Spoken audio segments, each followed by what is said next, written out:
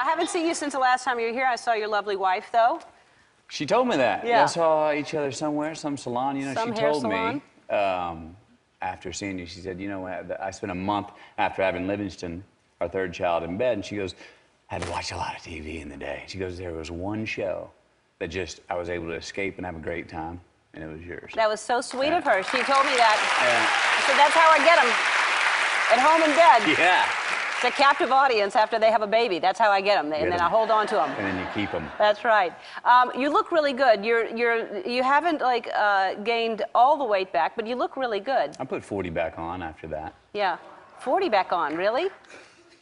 You look 40 back on. Good. So that's back to normal then. No, I've got another about 8 to go. Yeah. So now was that? I'm sure you've been asked this question a million times, but I get cranky if I miss lunch. So how do you like lose 47 pounds and work and have the energy to work because the role was so intense? Well, I did it as healthy a way as possible. I mean, I met with 2 nutritionalists first, so I found out how I could lose 3.5 pounds a week. So I gave myself whatever that is, 3-4 months. And I ate meals. I just ate small meals. Like what? What did you eat? 5 ounces of fish, a couple of vegetables, a little something else 3 times a day, and I also had my red wine at night. Keep my head straight. You could have wine? That's a lot of sugar. I don't know if part of it worked. Yeah, yeah. So, and I started off exercising really hard. You know, going for 2-hour runs, burning lots of calories, and then I injured my ankle, so I couldn't do it for about 10 days. But I stayed on the diet and I lost just as much weight. And I said, well, forget that. I'm not exercising anymore. But you always exercise. You were always you love exercising, right? Yeah, I do. But this was for 4 months, I was pretty hermetic. I mean, I stayed in, had controlled meals, didn't go outside and get sunshine because the guy needed to be pale as he was. And so I read and wrote more than I ever had. And I wouldn't I wouldn't go meet you at a restaurant. Because I didn't want to put myself under that temptation. Right. But you shot in New Orleans, the worst city in the world to try. You're from there. How do you do that? Right? Yeah. Oh, I didn't go out. It's nothing but food. We snuck out, we'd show the kids the parade, and then I'd get back home. Yeah. You know? So yeah, New Orleans is a tough place if you're going to even walk out the door to lose weight. Yeah, to smell the beignets. Yeah, and New Orleans. Yeah. A cocktail or a beignet 24/7, 7 days a week. Yeah. Anytime's a good time. Yeah, it's mandatory. You have to drink and eat there. Yeah. So you sacrificed so much, obviously, to play this role. To, like you said, you had to kind of stay in and starve yourself. But you were so brilliant. The film is so good. And were you aware of this?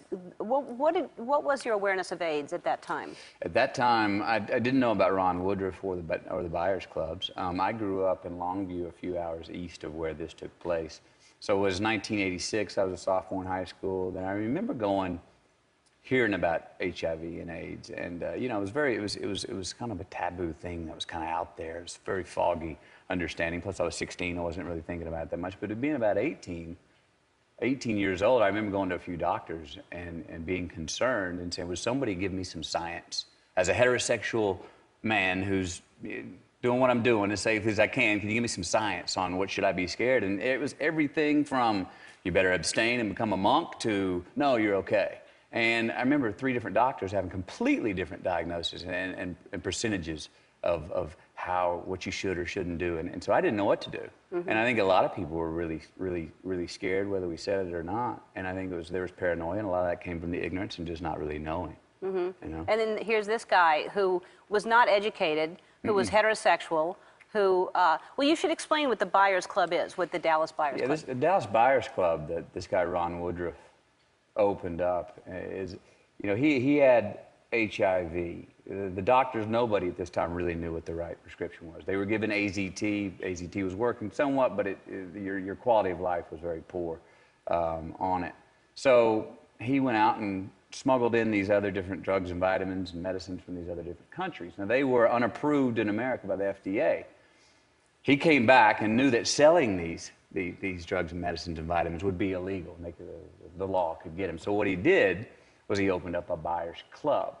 So he charged everybody $400 a month membership, but you can have as many of the meds as you want. So he found a loophole, and he got a lot of really important medicine to a lot of different people. Kept himself alive. He was given 30 days to live. He lived 7 more years, and he kept a lot of other people alive quite a time longer than they were given. Yeah, it's